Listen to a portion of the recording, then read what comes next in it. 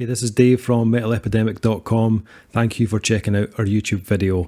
Please feel free to hit the subscribe button below if you like this type of content, and we hope you enjoy the review.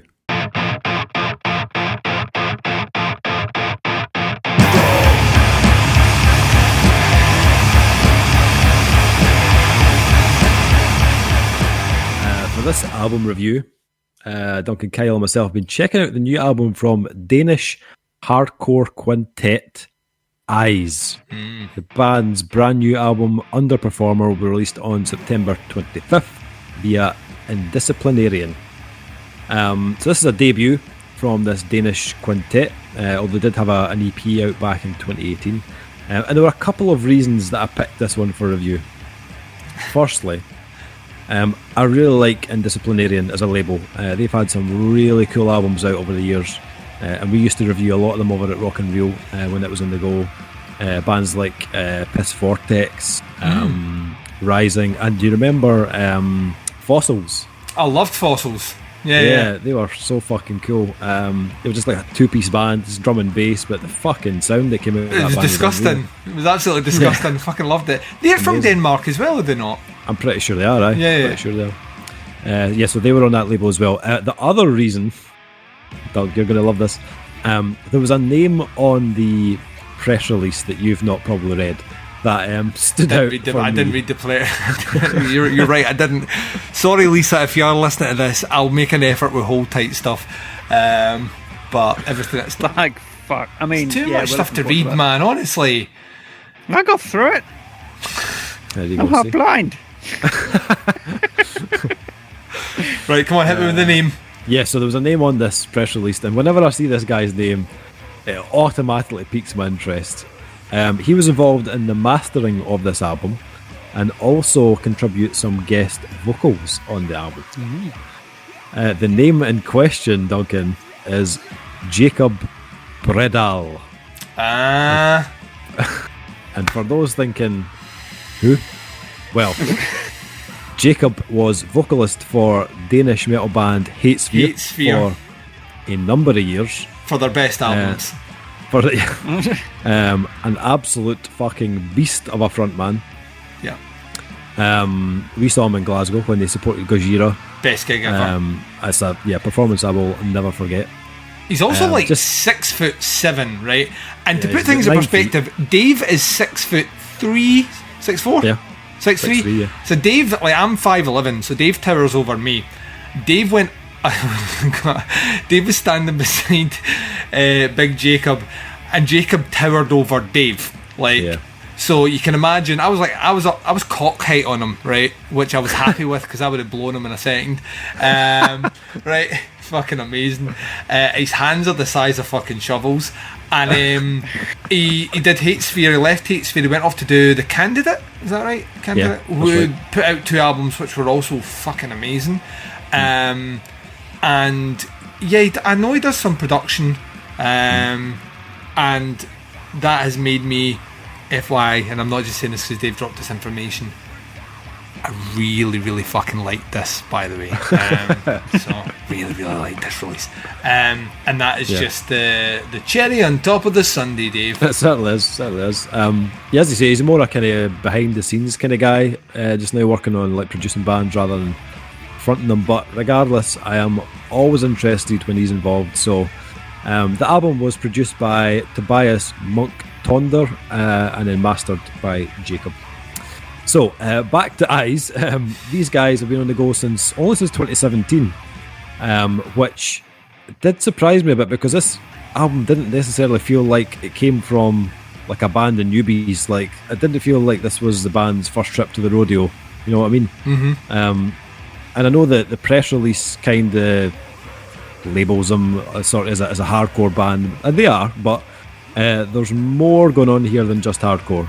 Yeah. You've got like an obvious punk influence, which is kind of comes part and parcel with hardcore, but there's also some like Crust vibes going on here. Also a bit of sludge in there as well. I got Will Haven. I got like early Will Haven, like huge swaths of early Will Haven, kind of leaning through, which is that kind of. I don't even know how you describe Will Haven, to be honest with you. Post Sludge.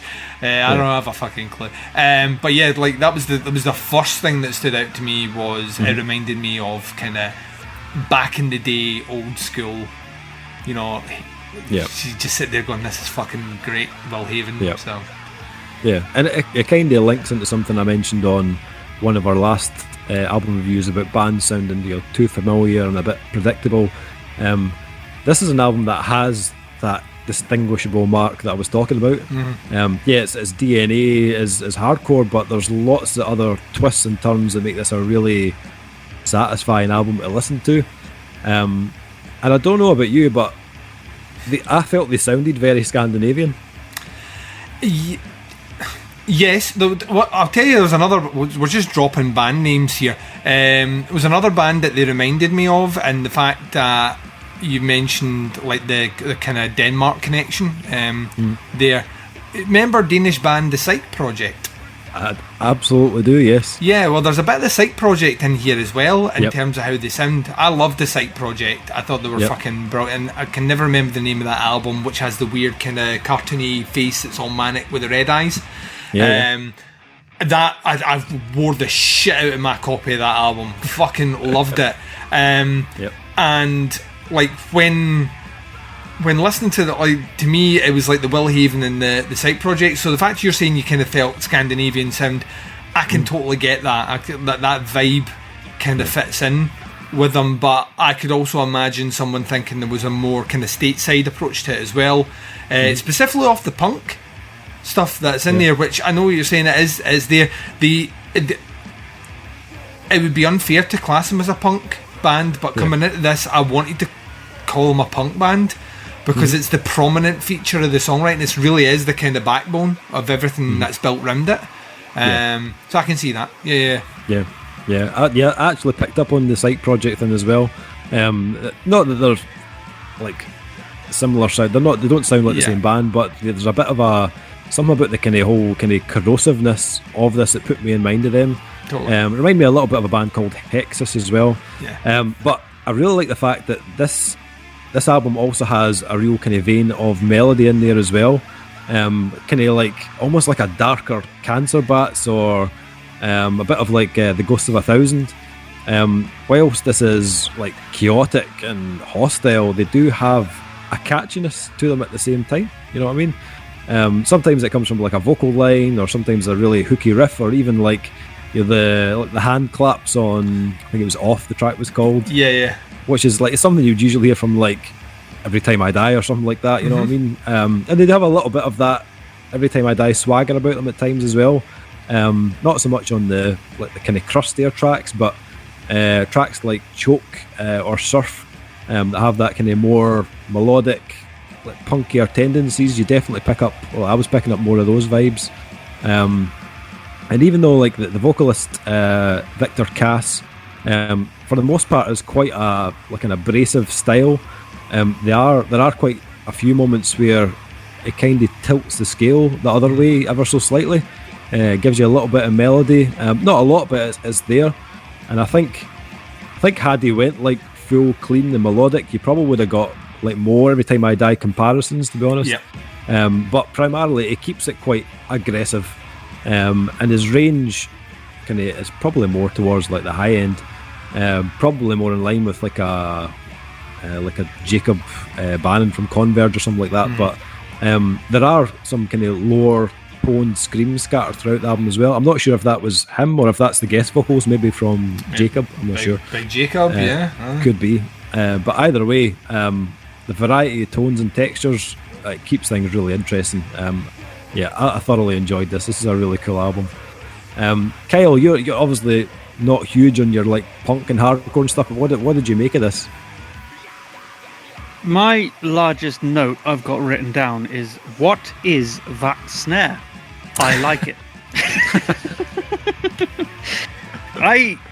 The first few songs I was like, what is this? I didn't even peg it as hardcore right away, because it had such a, like you said, it's got its very own sound to it. It's definitely its own thing. There's nothing else I've ever heard that's quite like it.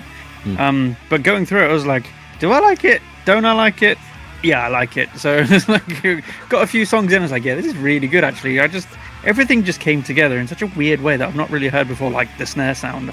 I'm so used to having, a big full bow, more top end ringing out snare, but this was just like a weird dead thud of a snare, and I'm like, but it really works so well.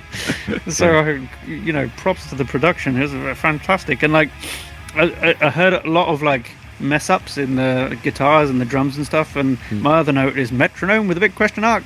Like, they didn't use one, did they? But I like that. I like they didn't try and make everything perfect, and it's got some shit on it. So like tracks like Surf and Voices, whatever it's called. A really long title. Voices, Whispers, Secrets, Speak, Only Some crap. I don't know. It's really good. I really like those two. And it's like the whole thing is really chaotic, and it just kind of gives off the vibe like, this is the music we make. We don't give a fuck. Yeah. And the bass tone. There was one track that had like a bass intro, and I was just like, I'm a bassist, and I love bass. And oh my god, it made me very, very excited in places I shouldn't mention in polite company. So I liked it. I don't really know what else to say. Yeah, I was the same. I think once I'd spun it like more than once, I just wanted to play it again. Like, I had to play it twice as well. Yeah, it has a lot of like engaging qualities that make you want to come back for more. And it's quite short. It's only 31 minutes, I think. So that probably helps. But I think the songwriting is that good that regardless of its length, like I'd have been hooked in. You know what I mean? Even if the album was a bit longer. This is definitely a band to watch for me. I'd never heard of them before, but this album's definitely put them on my radar for sure. Yeah, this is their debut, isn't it? I think so. Yeah, it must. Yeah, it must be. Did I say they had an EP or something out? I think they did. Yeah, they had an EP out in 2018. This will be their first full length. Yeah, pretty cool. Anything else you guys want to add to that? Just that this is the epitome of a Duncan album. This is everything that I talk about, like every single recording, texture, like experimentation, pushing things out, not afraid to go. I think sometimes people mistake the use of melody or the decision to embrace a kind of darker melodic tone as a way of somehow wussing out on the heaviness, and I think it can be more disturbing and more affecting to be used correctly, and Eyes do that fucking really well. Like really well. It's just layered in a way which, I mean, this is of the ones you sent over for review on this episode, this is the one that's been spun the most, and it's the most rewarding kind of 30 odd minutes listen that I've had in a while. I think this is fucking great. So, and now that I almost want to love it more now that you've told me about the connection to my buddy. But yeah, no, I think that these guys are the 100% on my radar. I think they're one of the more exciting new finds, and I totally get where you're coming from.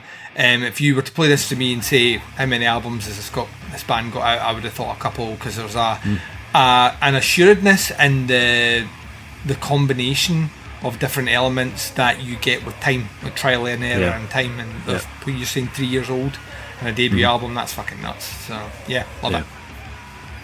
Yes. So rating wise for this album, for me, Underperformer, I'm going to give this a 4.5 out of 5. I am right there with you. 4.5 from me. Oh, nice. And I'm Kyle? going to be the black sheep and give it a 4. That's okay. You. Thoroughly enjoyed this. High recommendation from me. As I said, it drops on the 25th of September on Indisciplinarian, and if you want to check them out online, you can check them out at facebook.com/eyesbandcph and check this album out when it drops, because it's fucking awesome.